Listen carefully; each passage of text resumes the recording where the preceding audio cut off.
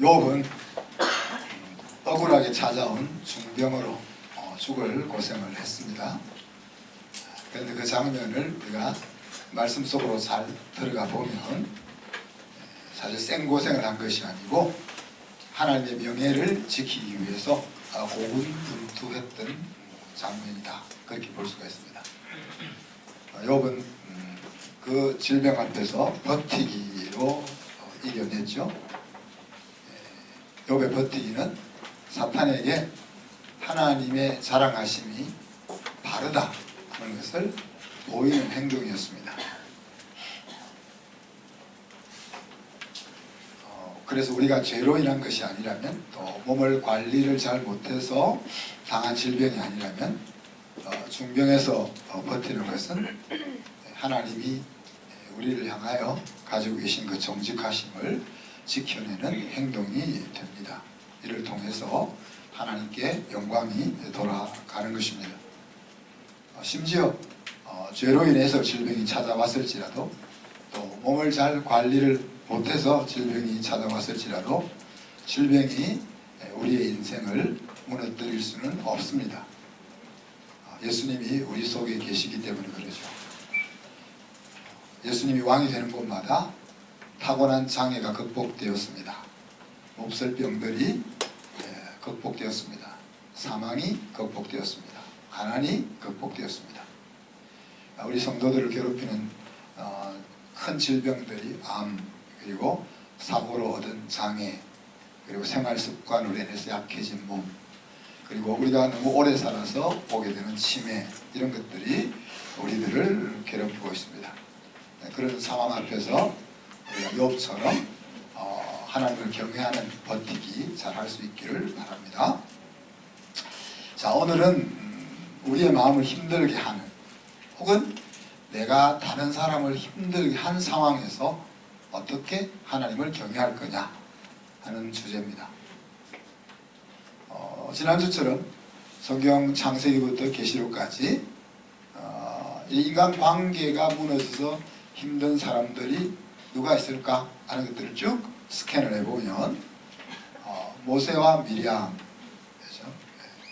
미리암과 아론이 야, 너만 하나님의 일꾼이냐 그러면서 모세에게 대들었던 기억이 나죠. 그렇죠? 또 아브라함과 롯, 조카와 삼손 사이지만은 재산이 많아져서 서로 함께하기 힘들었을 때 조카는 나이 든 삼손 생각도 하지 않고 적과 꿀이 흐르는 것 같은 에덴 동산 같은 소돔 고모라 땅을 선택하고, 삼손은 늙은 몸을 이끌고 산등성이에서 한숨 쉬고 있던 그 장면을 생각할 수가 있습니다. 또 사라와 하갈, 자기가 아들이 없어서 하늘을 자기 남편한테 주었지만 남편을 주고 나니까 마음이 힘들었던 그 관계, 그죠? 또 타고날 때부터 이런 애증의 관계가 있었던 에서와 야곱, 또 사울 왕과 다윗 왕, 그리고 다윗과 아들 압살롬, 이런 이제 관계들이 구약 성경에 나와 있는 서로 굉장히 힘들었어요. 인생이 힘들 수 있을 만한 깨어진 관계 속에 있던 사람들입니다. 신약으로 와보면 요한과 제자들, 지 잘나겠다고 자기를 높은 자리에 앉혀달라고 할 때 나머지 제자들이 째려보고 있었습니다.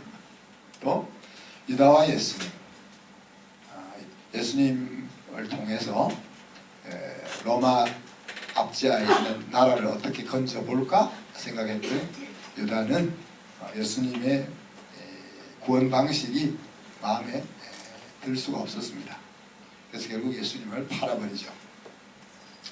또 베드로와 예수님, 또 사도 바울과 마가, 또 사도 바울과 바나바, 그리고 오네시모와 빌레몬, 이런 사람들의 관계가 깨어져서 힘들 수 있는 그런 상황들입니다. 그런데 이제 오늘 여러분과 나누고 싶은 사람은 요셉입니다. 요셉과 형들에 대한 이야기입니다. 그러니까 앞에서 언급했던 사람들의 상태가 더 힘들었을 수도 있고 더 심각했을 수도 있겠지만 제가 이제 쭉 이들 중에 골라보니까 요셉이 더 힘들었지 않았겠나 하는 생각이 들었습니다. 아니면 또 여러분 아니라고 생각하셔도 되고, 자, 이 사람들을 쭉 살펴보면 이들의 관계에 왜 금이 갔을까 하는 것들을 생각해 볼 수 있는데 크게 한 4가지 정도를 생각해 볼 수가 있습니다.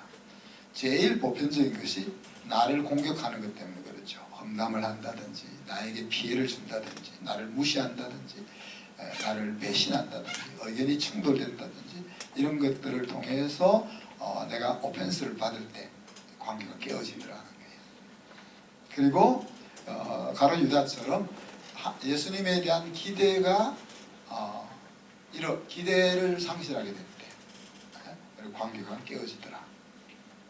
또 미리암이 모세를 향하여 바라보았던 것처럼 잘난 사람 때문에 시기와 질투가 들어오니까 관계가 깨어지더라. 그리고 그냥 싫은 사람들도 있는, 그냥 싫은 사람.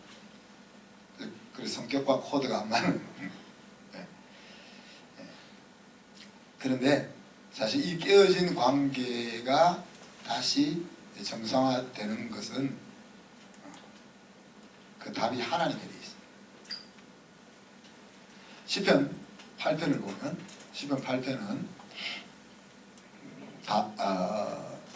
다윗이 압살롬에 반역된 상황 속에서 지은 시입니다. 그럼 그 상황 속에서 다윗의 인생의 구원은 무엇이겠습니까? 사랑하는 아들이 아빠 내가 정신이 약간 나갔나 봐. 죄송해요. 잘못했어요. 다시는 안 그럴게요. 다시 아버지가 왕위에 오세요. 이렇게 마음을 바꿔먹는 거죠. 그러나 다윗은 그렇게 이야기하지 않고 구원은 여호와께 있사오니 주의 복을 주의 백성에게 돌리소서 그렇게 고백합니다. 압살롬이 정신을 차리고 회개하고 아빠 편으로 돌아오면 좋겠지만 그것에 구원이 있다고 생각 안 하는 거야. 하나님에게 구원이 있다 그렇게 생각하는 거예요. 이제 그런 이야기를 오늘 우리가 같이 한번 나누어 봅시다. 자, 야곱이 죽자 형들이 불안해집니다. 야곱은 형님들에게는 보험과 같은 존재죠. 아버지가 살아있는 이상 요셉은 자기들을 해치지 않을 거다. 그런 생각을 우리가 할 수 있는 거죠. 여기서 이제 아버지 이야기할 때 우리가 어머니도 같이 포함시켜도 되겠습니다. 그죠? 그래서 아버지나 어머니는 자식들을 이어주는 다리와 같은 역할을 하는 거죠. 부모님이 돌아가시면 형제들 사이도 잘 안 보이게 되죠. 그죠? 근데 이제 그 보험된 아버지가 사라졌습니다. 그러니 형들은 불안해져서 동생 요셉을 찾아가서 아버지가 남긴 유언을 언급하고 있는 거죠. 그에게 그들이 너에게 행한 모든 악을 모두 갚으려 하지 말라. 이 유언을 전달합니다. 자, 우리 성경은 여러분 이제 하나님이 불러주고 이제 모세가 받아 적은 책이 창세기가 아니단 말이죠. 법정에서 재판할 때 서기관이 속기사가 변호사나 판사, 검사들이 하는 내용들을 하나도 토시가 틀림없이 빠짐없이 적는 것처럼 그렇게 적은 것이 성경이 아니다 그랬잖아요. 그럼 성경을 우리가 제대로 이해하려면은 왜 이런 말을 하고 있을까? 어떤 의도를 가지고 이런 말을 하고 있을까? 그 당시 상황은 어떠했을까? 하는 것들을 잘 생각해 봐야 된다고 했습니다. 자, 여기서 그러면 오늘 이제 형들이 요셉에게 너에게 행한 모든 악을 갚으려 하지 말라. 그래 아빠가 이야기했어 라고 이야기할 때 우리 여기서 한두 가지 질문을 던져볼 수가 있는 거죠. 정말 아버지가 형들을 불러다가 이런 말을 했을까? 합리적인 의심을 할 수 있죠. 그죠? 만약에 아버지가 형들에게 그런 말을 했다면 요셉에게는 직접 말하지 않았을까? 그죠? 또 요셉이 아버지에게 그 말을 들었다면 왜 아무 말도 하고 있지 않을까? 이런 것들을 생각해 볼 수가 있습니다. 그러니까 그 성경 속에 이런 내용들이 다 숨어져 있다는 걸 생각을 해야 되는 겁니다. 그냥 기도하면 하나님 짱 생각나게 물론 인사이트를 주시기도 하지만, 자, 이런 것과 상관없이 확실한 것은 뭐겠습니까? 형들이 저질렀던 행동입니다. 형들의 말 속에서 모든 악을, 그런 표현을 합니다. 모든 악을. 자, 대상들에게 요셉을 노예로 팔아버렸던 그 악은 형들이 저질렀던 악의 결정판인 거죠. 그 악 말고도 수많은 악이 동생에게 저질러졌었다 하는 것을 우리가 말씀 속에서 볼 수 있는 겁니다. 그래서 요셉을 형들이 잡았을 때도 르우벤은 야 그래요, 동생들이 요셉을 괴롭히는 것까지는 그래 같이 마음이 짝짝꿍이 되어가지고 같이 동조하잖아요. 그렇지만 죽이는 것은 안 돼. 그래서 이 동생을 요셉을 어떻게 살려서 보낼까 이런 궁리를 하게 됩니다. 그리고 형들도 처음에 죽이려고 했지만 죽여서 뭐 하겠냐, 살려서 돌려보내자. 살려서 돌려보내자가 아니라 그냥 우리가 노예로 팔자. 노예로 팔자. 그런 결론을 내리게 되는 거예요. 자, 아버지가 돌아가신 현 상황 속에서 그들을 힘들게 만드는 것은 무엇입니까? 지금 자신들이 저질렀던 심각한 행동들이 지금 문제가 되는 거죠. 또 한 가지는 동생이 옛날과 같은 동생이 아니다. 옛날에는 형들이 힘을 가지고 눌리면 찍소리 못하는 동생이었는데 지금은 자기들을 죽이고도 남을 수 있는 힘을 가지고 있는 동생의 모습이 자기들 앞에 있는 거죠. 이런 것이 형들로 하여금 힘들게 만들고 있습니다. 동생 요셉과 자기들 사이에 깨어진 관계가 이들을 지금 힘들게 하고 있는 것이죠. 그런데 형들은 동생에게 저질렀던 그들의 악에 대해서 아직도 진심 어린 회개를 하지 못하고 있습니다. 어떻게 하면 죽지 않고 살까? 이 궁리만 하고 있는 거죠. 왜? 죽는 것이 무섭습니다. 그렇지만 정말 살 길은 뭐예요? 정말 살 길은 죽는 것입니다. 그래서 예수님이 죽고자 하면 살 것이고 살고자 하면 죽을 것이다. 하나의 일 이야기를 하시면서 이야기하는 거죠. 그리고 우리 이순신 장군도 그렇게 말하고 또 유명한 세계의 장군들이 다 이 비슷한 말을 하는 겁니다. 신앙과 인생에 있어서 숨겨진 진리가 죽고자 하면 살고 살고자 하면 죽는다는 이야기예요. 우리가 망하지 않으려고 하니까 힘이 드는 겁니다. 망할 것을 각오하는 거기서부터 일어날 수 있는 길이 보이기 시작하는 거예요.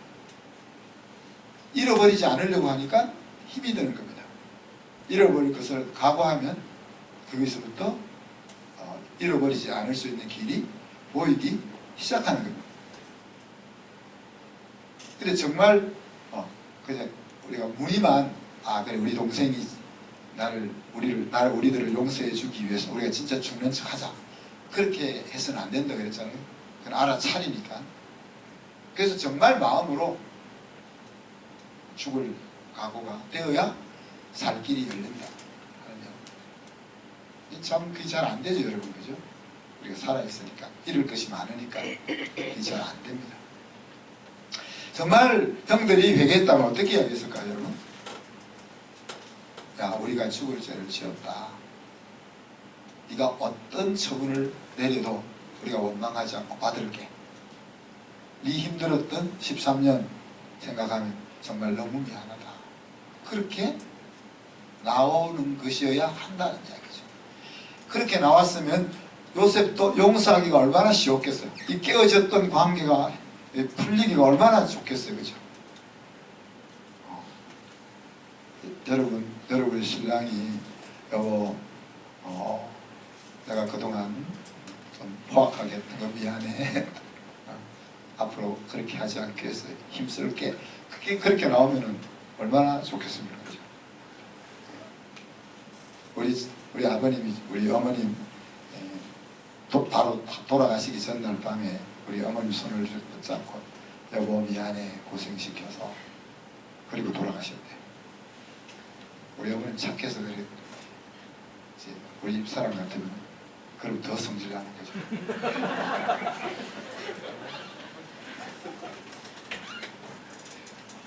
죽기 전에 미안해 해가지고 퉁 씌고 지나가려고 그래.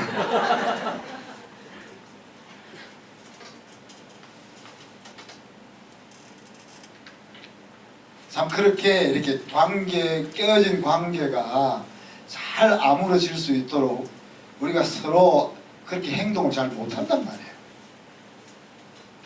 형들은 아버지 유언을 핑계 삼지요. 형들이 내게 악을 행하였을지라도 이제 너는 그들의 허물과 죄를 용서하라. 그렇게 아버지가 명령했다. 동생한테 야, 아버지가 명령을 했는데 형들이 너에게 죽을 죄를 지었더라도 너는 그 죄 용서해. 이렇게 명령했다라고 이야기합니다. 그 말을 듣고 요셉이 울었습니다. 그죠? 왜 울었을까요?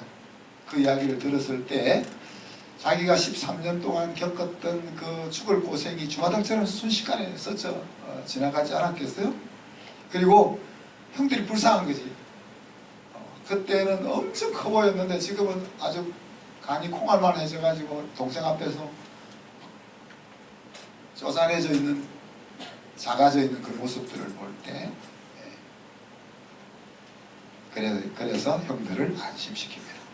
그 말은 이미 요셉의 마음은 형들이 이렇게 나오기 전에 정리가 되어 있었다는 이야기죠. 그죠?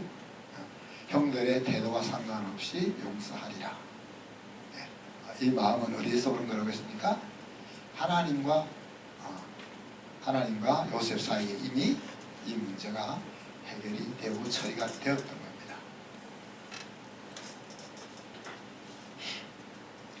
그래서 형들에게 이렇게 하면 두려워 마세요, 형. 내가 하나님을 대신할 수 있나요? 그 말 무슨 말이에요? 원수 갚는 것은 하나님 손에 달려있다고 했는데 내 신앙이 그 정도는 아니지 않습니까, 형? 그렇게 얘기하는 겁니다. 당신들은 나를 해하였으나 요셉이 알고 있는 거죠. 어떻게 보면 뼈가 사무치도록 알고 있는 거죠. 요셉이 하나님의 팔을 의지해서 그 수많은 고난의 화살들을 이겼다라고 성경은 이야기하고 있지만 그 하나님을 의지하는 것 말고도 또 뭐가 있었겠어요, 여러분? 하나님 신앙만큼 우리를 강하게 만들어주는 것이 있습니다. 뭐죠? 독한 마음. 내가 살아서 너희들 한번 어떻게 해주리라. 이런 마음이죠. 자, 그러니까 요셉의 마음속에 그 아픈 상처들이 확 올라오잖아요. 그런데 그 올라오는 것을 그대로 이렇게 드러나게 하지 않고 뭐라고 얘기합니까? 그러나 내가 올라오는 이 감정을 따르지 않겠다라는 의지입니다. 네? 그러나 하나님은 선으로 바꾸셨습니다. 그랬어요. 아버지와 동생을 포함해서 만민의 생명을 구하려고. 그래서 요셉은 하나님의 큰 손을 인정하는 겁니다. 보통 하나님의 큰 손을 여러분 언제 인정하죠? 보통은 우리가 힘이 없을 때 인정합니다. 어쩔 수 없어요. 내가 이것도 저것도 할 수 없으니까 하나님의 큰 손이 있겠지, 이렇게 인정하는데요.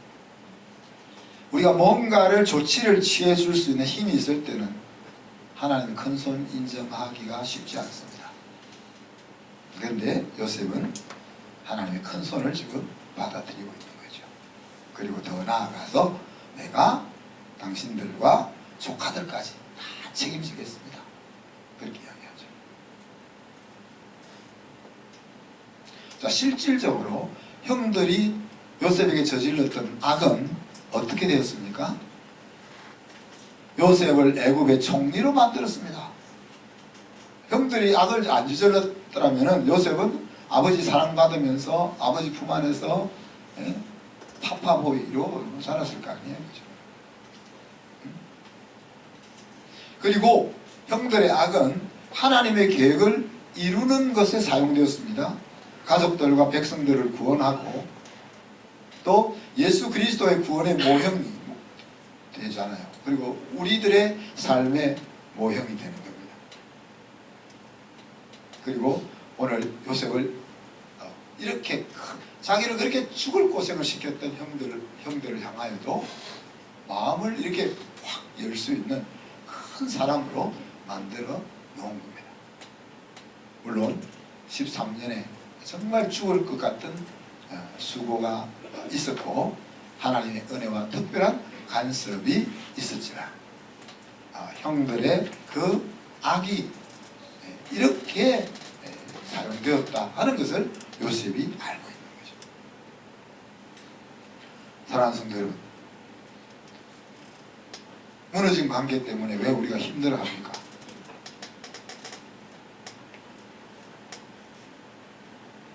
하나님이 계시다는 것을 우리가 믿기 때문에 힘들잖아요.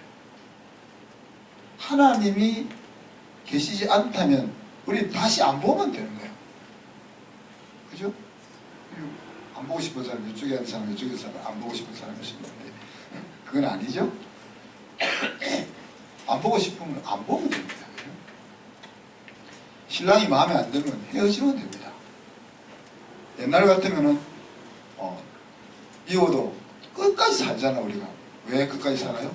여자들한테 보니까 헤어지면 살 길이 없으니까 더럽고 치사해도 그냥 사는 거죠. 근데 요즘은 여자들이 더 똑똑하잖아요. 또 어떤 때는 여자들이 돈도 더 많이 벌어.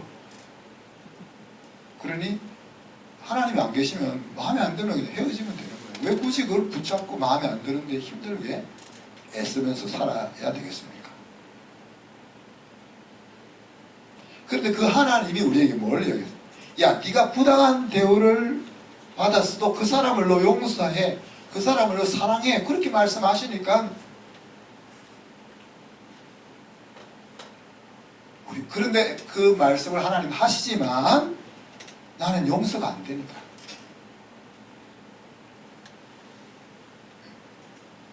하나님을 우리가 무시해버리면 속이 문제가 안 되는데 하나님을 무시는 할 수 없는데 또 내 마음은 또 용서는 안 되고, 그러니 우리가 힘들다는 이야기입니다. 그래서 여러분 어떻게 하죠? 여러분 잘하는 방법? 그냥 묻어두는 거지. 안 건드리면 지저분한 것들이 올라오니까 그냥 없는 것처럼 묻어두고 이렇게 직접 하면 약간 옆으로 보면서 이렇게 사는 거죠. 그런데 옆으로 보면서 살려고 하는데 또 119 통독인이 해서 자꾸 성경을 보러 하잖아. 사람은 옆으로 이 가자미 눈을 뜨고 보는데 성경을 보면 하나님이 자꾸 말씀하시잖아. 미칠지.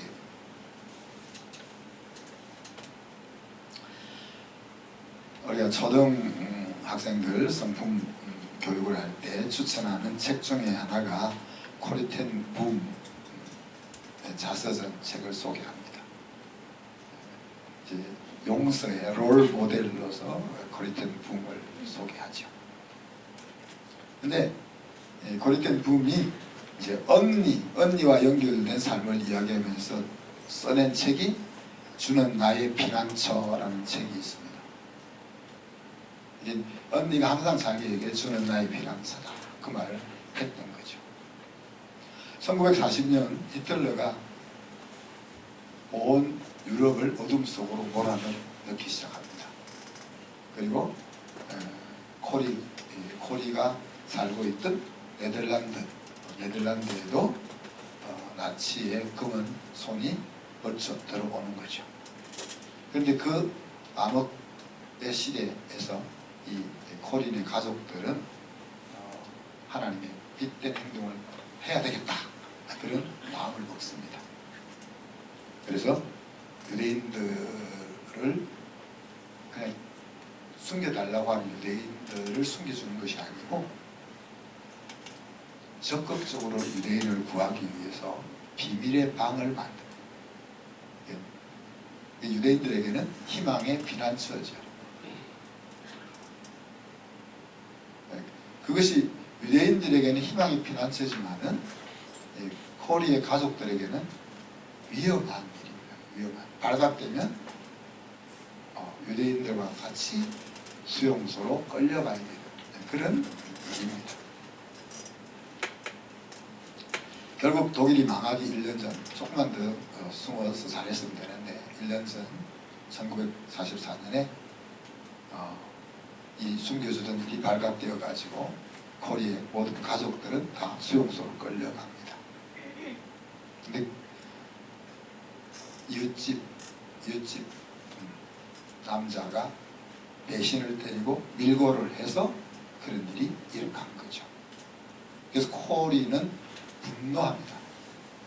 어떻게 이렇게 배신을 때리고 고발할 수 있어? 이렇게 분노하는데 언니는 분노한 것이 아니라 연민의 그 남자를 향해서 불쌍히 여기는 마음을 가지게 됩니다. 이야기를 다 할 수는 없고 여러분 나중에 책을 보시면, 그래서 결국 이제 수용소에서 아버지와 언니는 고생하다가 죽고 코리는 감옥 속에서 성경에 나와 있던 오병이어의 기적들을 진짜 실질적으로 경험합니다. 그리고 아이러니하게도 사무착오로 인해 가지고 코리는 죽지 않고 석방이 됩니다. 그렇게 석방된 뒤에 이 코리텐 붐을 계속 괴롭히는 것이 있었습니다. 그래서 이 자기들 가족을 이렇게 무너지게 했던 그 밀고자 그에 대한 정오, 그리고 그로 인해서 겪었던 고초들, 이런 것들이 계속 암호처럼 떠오르는 거죠. 근데 독일이 망하고 나서 자기들 가족들을 밀고 했던 이 인간은 승승장구하는 거죠.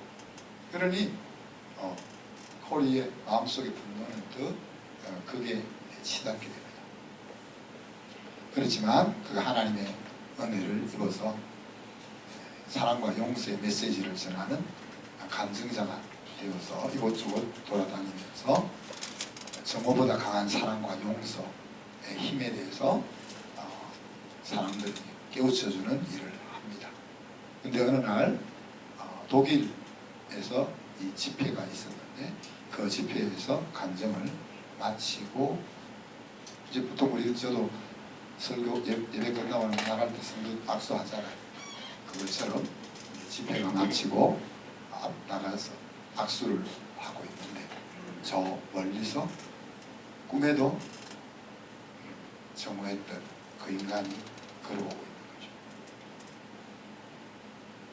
아마 뭐 보고 나서 그 불과 몇십 초 사이였지 않겠어요? 몇십 초였지 않겠어요? 모든 사람은 다 용서했지만 그 인간만큼은 용서가 안 된다. 뭐 하나님 앞에 용서를 안 하겠다는 게 용서하겠다고 하는데도 그 정오가 사라지지 않는 인간이 지금 자기 앞으로 걸어오고 있는 거죠. 그리고 그 남자는 자기 앞에 와서 악수에 손을 내밀면서 자기가 잘못했다고 용서해달라고 손을 내밉니다. 코리의 마음은 수용소에서 아픈 기억이 가득 찼지만 내민 손을 붙잡습니다. 그러면서 마음을 다해서 당신을 용서합니다 라고 말하죠. 근데 이제 그 사람의 말에 따르면은 그렇게 그 사람의 손을 붙잡는 순간 그렇게 오랫동안 자기를 힘들게 했던 악몽, 통증, 아픈 기억 이런 것들이 순식간에 사라지는 것을 경험했다라고 얘기합니다. 자, 용서는 여러분 용서는 보통은 이제 우리 잘 용서하잖아요. 그죠? 그런 용서 말고 지금 원수를 용서하라 이런 용서, 그런 용서는 잘 안 되는 겁니다. 자, 그래서 용서를 우리가 다시 그런 용서, 그런 정말 내가 용서하려고 마음을 먹어도 용서가 안 되는 용서를 정의를 다시 내리자면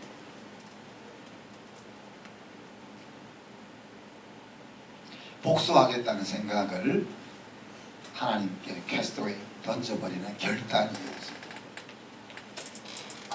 마음으로 그걸 다 용서하고 이렇게 안아주고 뭐 이렇게 마음이 평안이 그게 아니고 정말 용서할 마음도 안 들고 용서할 힘도 없고 용서하고 싶지도 않지만 그 인간이 나에게 했던 것을 갚아주려고 하는 그것을 그냥 나는 안 해. 하나님 앞에 던져버리는 결단이 용서다.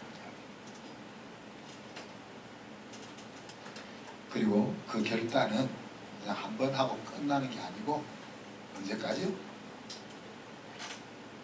지금 호리텐 부음이 악수를 하면서 그동안 그를 괴롭혔던 모든 아픔과 기억을 순식간에 다 날려버릴 수 있는 하나님이 그 때를 만들 때까지 계속해서 복수할 생각들을 하나님 앞에 던져버리는 결단이 용서다 하는 이야기입니다. 그렇게 해야 깨어진 관계가 회복된다 하는 이야기입니다. 여러분, 예수님이 이 땅에 오신 이유는 뭡니까?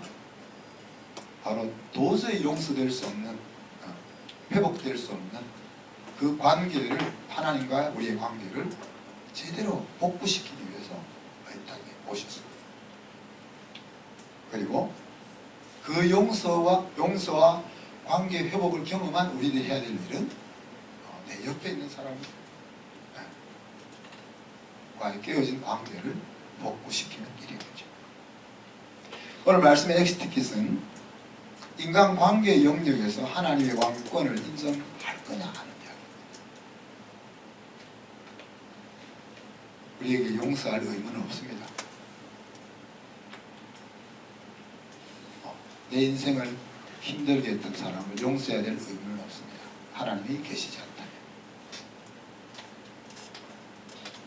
내 마음을 힘들게 한 사람과 한 식탁에 앉을 거야. 원수를 사랑하려고 하는 예수님의 말씀을 정말 받을 것이냐. 사랑의 언어가 여러 가지 있다 하지만 용서는 사랑의 언어입니다. 성경은 여러분, 하나님의 대언자들이 하나님의 뜻을 당시 백성들에게 전달한 말씀입니다.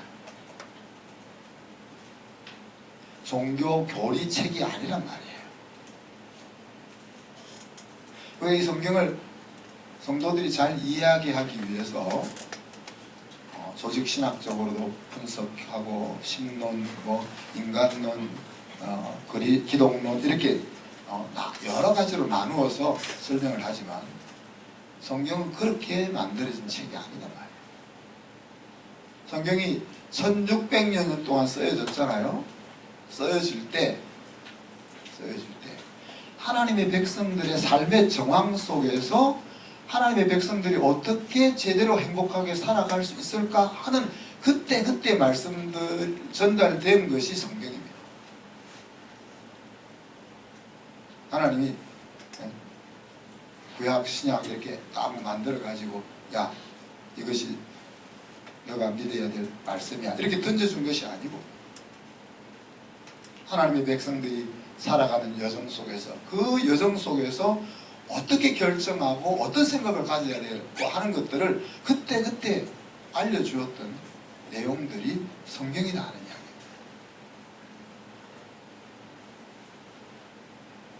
베드로후서 1장 21절에 보면 예언은 언제든지 사람의 뜻으로 낸 것이 아니요 오직 성령의 감동하심을 받은 사람들이 하나님께 받아 말씀하신 것이니라 그랬습니다. 자 여기서 예언은 영어는 그런 포테얼이니까 그죠? 앞에 것을 말한다 하는 것이 예언이란 말의 뜻이지만 성경에서 말하는 예언은 그런 부분은 일부분밖에 없어요. 일부분밖에 없고 예언이란 말은 하나님이 하시고 싶은 말을 대언하는 거예요.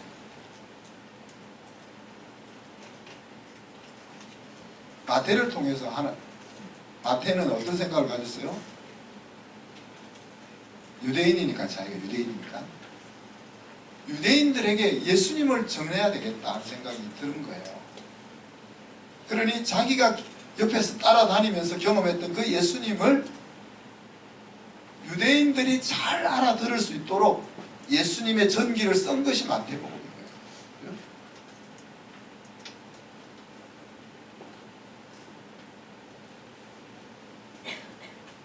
고린도서는 어떤 내용입니까? 고린도에 사는 하나님의 백성들이 하나님의 백성답게 복된 삶을 못 살고 있으니까 쟤들이 저 상황 속에서 어떻게 해야 하나님의 뜻대로 살아갈 것인지를 편지로 적어서 보내는 것이 고린도전서입니다. 모든 성경이 그렇다는 거예요. 그냥 그 삶의 정황 속에서 인생을 행복하고 승리하게 하기 위해서 이렇게 살아야 돼 라고 준 말씀들이 성경이라는 거예요. 우리 이제 성경이 재미없는 이유가 뭐예요, 여러분? 이렇게 두꺼운 책을 사전 읽듯이 읽으니까 재미가 하나도 없는 거예요. 그렇죠? 그런데 내가 지금 오늘 사업을 하려고 하는데 이 속에 내 사업을 형통하게 할 수 있는 비밀이 적혀져 있다. 노하우가 적혀져 있다. 부부 사이의 갈등 때문에 내가 힘들어하는데 부부 사이의 갈등을 해결해 줄 수 있는 비밀이 이 속에 적혀져 있다는 거예요. 내가 인생을 살면서 어려움을 만나서 힘든데 그 힘든 것을 뚫고 나갈 수 있는 길이 이곳에 적혀 있다. 사실이고 지금 나에게 직접 성경을 써주시지는 않았지만 1600년 동안 하나님의 백성들이 살아가면서 고민하고 힘들어하고 하는 그 상황 속에서 어떻게 뚫고 나갈 거냐 하는 것을 적어주셨으니까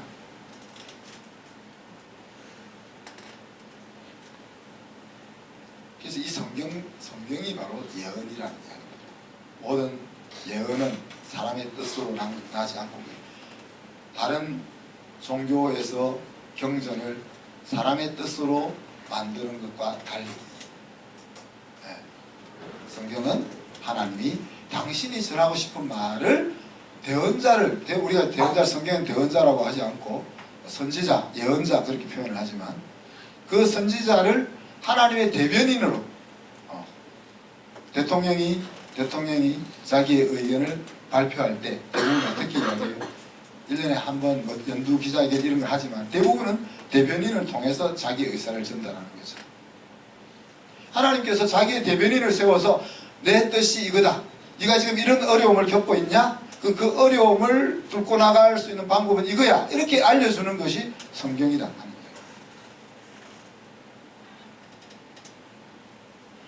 오늘 24년 2월 25일이잖아요. 한숨 성도들에게 하시고 싶은 말씀을 하나님은 저를 통해서 여러분에게 대언하는 겁니다.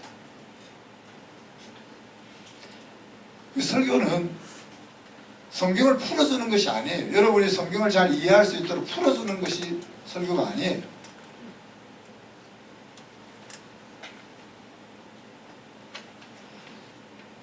1600년 동안 하나님께서 선지자를 통해서 자기 백성을 살리기 위해서 놨던 말씀 속에서 하나님이 뜻을 찾아서 오늘 우리 성도들의 삶의 정황에서 하나님은 지금 어떤 말씀을 하시고 싶으실까? 이것을 제가 생각하고 기도하는 거예요. 그리고 우리 성도들에게는 이 말씀이 오늘 하나님이 전하고 싶은 말씀이구나. 그래서 어떻게 보면 제 인생과 묵상과 여러분의 삶이 오늘의 설교를 만들어내는 겁니다. 창세기 50장 이 말씀은 제가 여러 번 설교했을 겁니다. 그죠? 근데 그 설교할 때 10년 전에 할 때와 지금 할 때가 다른 겁니다. 또 10년 후에 설교할 때가 또 다를 겁니다. 왜? 여러분의 삶의 상황이 다르고 달라질 거고 하나님이 하시고 싶은 내용이 달라질 거고 시대가 달라질 거기 때문에 그렇습니다. 그래서 이 말씀을 하나님이 나에게 주시는 말씀으로 받아들일 때 여러분의 인생이 형통해진다. 목사님이 좋은 말씀을 강연하고 있다. 이렇게 들으면은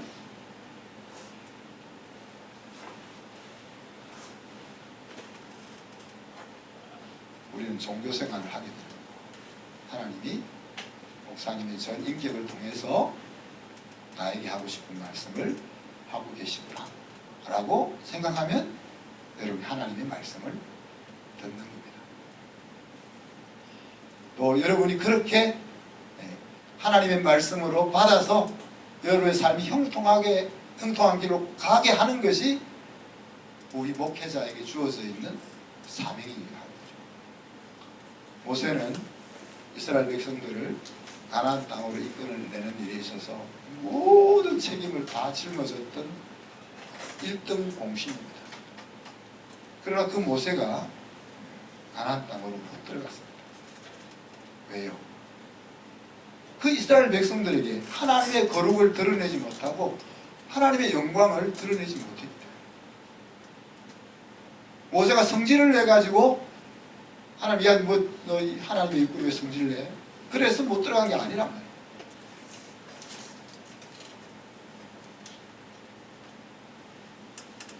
성질을 내가 못 들어갈 것 같으면 저도 못 들어가고 베드로도 못 들어가고 못 들어가고 목소리 작은 사람만 들어가.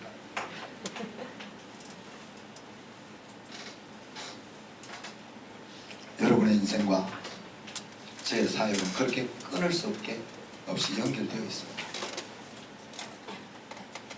그래서 사도 바울은 뭐라고 해요? 너희는 나의 자랑이고 너희는 내 면류관이다 그렇게 말합니다. 하나님은 어떻게 말해요? 너희는 내 소유된 기업이고 응? 예수님은 어떻게 이야기해요?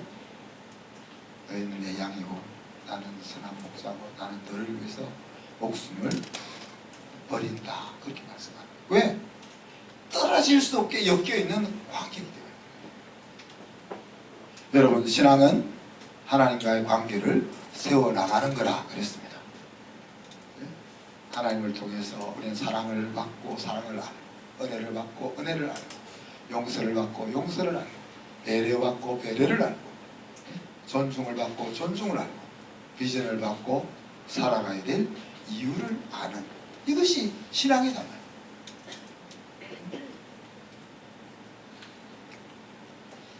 그렇기 때문에 우리의 신앙의 완성은 어디에서 됩니까? 옆 사람하고 되는 거예요. 하나님 앞에 기도하는 자리에서가 아니고 예배 드리는 자리에서가 아니고 여러분 집으로 돌아가서 와이프와 싸우는 그 자리에서 신앙이 완성되는 거고 직장에 가서 말도 안 되는 상사들과 다투는 그 자리에서 신앙이 완성되는 거예요.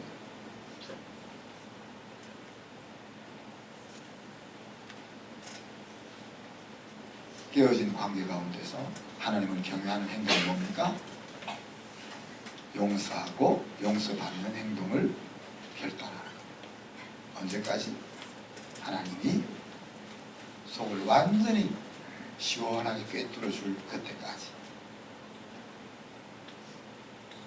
말씀 생각하면서 우리가 일부터 기도합시다. 하나님, 용수로 깨어진 관계를 세우고